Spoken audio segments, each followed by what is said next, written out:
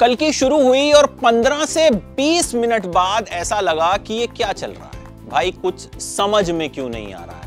कुछ animation type चल रहा था। तो मेरे आगे बैठे एक जर्नलिस्ट ने कहा कि बच्चों को ले आना चाहिए था इस फिल्म में, शायद उन्हें कुछ समझ में आ जाता, वो कुछ एंजॉय कर लेते। इतने में पीछे बैठे जर्नलिस्ट बोले कि भाई अगर मैं बेटी को ले आता तो बेटी कहती कि पापा डांट यहां खाओगे या घर जाके डांट। भैया कल्कि शुरू होती है और एक तरह से एक टॉर्चर को शुरू कर देती है। हम सब सोच रहे थे कि ये हो क्या रहा है। मैसेज किए दूसरे लोगों को जो पिक्चर देख रहे थे। तो मुंबई की एक बड़ी जर्नलिस्ट ने मुझसे कहा कि जैसा कि इस फिल्म में कहा गया है, दुनिया में एक ही साइड होती है, खुद की, तो सेल्फिश बनो और ये फिल्म मत देखो। इस फिल्म में पहली बार इंटरेस्ट पता है कब आता है? जब राम गोपाल वर्मा और दिशा पाटनी का कैमियो आता है। मतलब ऐसी कमाल की एक्ट्रेस जिनकी एक्टिंग को रिव्यू करने का टैलेंट मेरे अंदर अभी तक नहीं है। बैगन। हम फिल्म देखते क्यों हैं या फिल्म मेकर फिल्म बनाते क्यों हैं?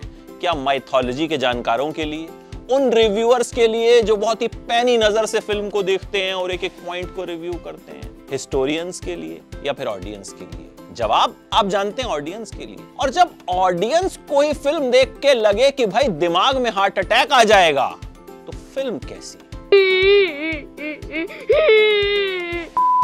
कल्कि को लेकर बहुत हल्ला था। 600 करोड़ का बजट, अमिताभ बच्चन, दीपिका पादुकोण, प्रभास, कमल हासन, साउथ की पूरी इंडस्ट्री ने ऐसा लग रहा है इसमें कैमियो कर दिया है। लेकिन तब भी कल्कि वो कमाल नहीं दिखा पाई जिसकी मुझे उम्मीद थी।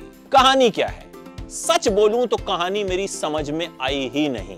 काफी जद्दोजहद करने के बाद, यहां वहां पढ़ने के बाद मैंने कहानी को समझने की कोशिश की।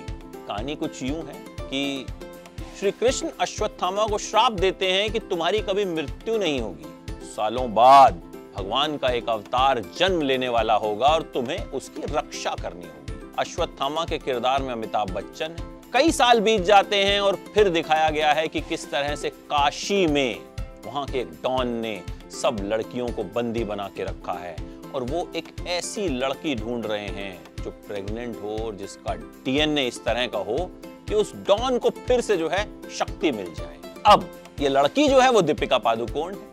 अमिताभ बच्चन यानी अश्वत्थामा इनकी और इनके बच्चे की रक्षा करते हैं और प्रभास यानी भैरवा इस लड़की को यानी दीपिका को उस डॉन को सौंपना चाहते हैं। उसके बदले उन्हें कुछ पॉइंट्स मिल जाएंगे यानी कुछ पैसे मिल जाएंगे। प्रभास के पास उनकी गाड़ी भी है जो थोड़ी बुलडोजर नुमा लगती है, बुज्जी, जिसे देश में जगह जगह घुमाया गया है। कहानी अगर आपको नहीं समझ में आई तो आपकी गलती नहीं है, क्योंकि कहानी को समझना थोड़ा मुश्किल है और यही इस फिल्म का सबसे बड़ा ड्रॉबैक है। देखो भैया, फिल्म हम देखने जाते हैं एंटरटेनमेंट के लिए। हम इसलिए नहीं जाते कि दिमाग लगाना पड़े और इतना ज्यादा लगाना पड़े कि हमें यह महसूस हो कि भैया इससे अच्छा तो यूपीएससी की तैयारी कर ली होती। ओके। एक्टिंग की बात कर लेते हैं। बच्चन साहब इस फिल्म में इकलौते ऐसे एक्टर हैं जिनकी एक्टिंग के लिए आप ये फिल्म देख सकते हैं। वो जब जब आते हैं छा जाते हैं। उनका पर्सोना ही ऐसा है कि उनको बड़ी स्क्रीन पे देख के ही जो है मजा आ जाता है। अश्वत्थामा के किरदार में बच्चन साहब ने जान डाल दी है। प्रभास मुझे बिल्कुल खास नहीं लगे। अभी कुछ दिन पहले शारमिन सहगल को बड़ा ट्रोल किया गया हीरा मंडी के लिए कि वो एक्सप्रेशन नहीं दे रही हैं। भैया उन्होंने बहुत कमाल की एक्टिंग की थी। प्रभास के एक्सप्रेशन उससे भी बहुत कम लगते हैं और मुझे तो शारमिन के एक्सप्रेशन ठीक ठाक लगे। प्रभास कहीं कहीं कार्टून की तरह डांस करते हुए नजर आते हैं। मतलब समझ में नहीं आता कि ये किरदार है क्या।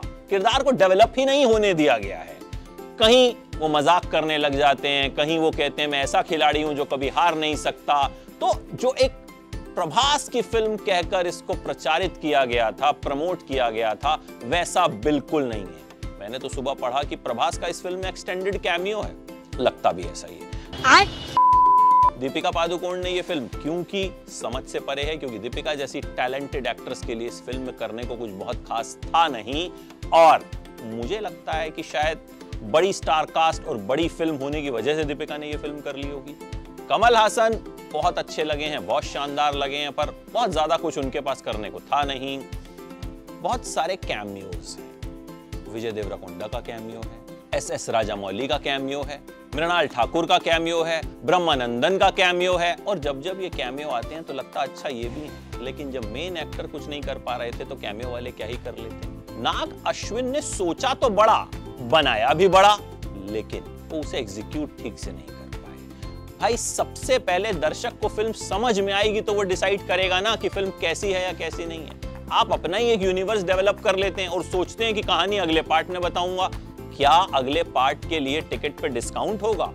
और अगले पार्ट में बनाएंगे तो कम से कम कहानी इतनी लंबी हो तो सही, आपने उसको डेवलप करने में इतना टाइम खर्च कर दिया। कुल मिलाकर ये फिल्म देखकर मजा नहीं आता, सिर्फ लास्ट के 30-35 मिनट ऐसा लगता है कि अच्छा कुछ ठीक ठाक फिल्म में है।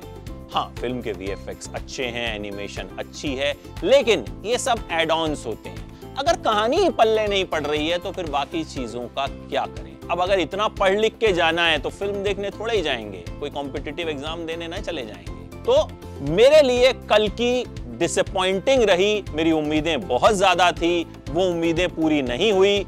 मेरी तरफ से इस फिल्म को मिलेंगे 5 में से 2 स्टार्स।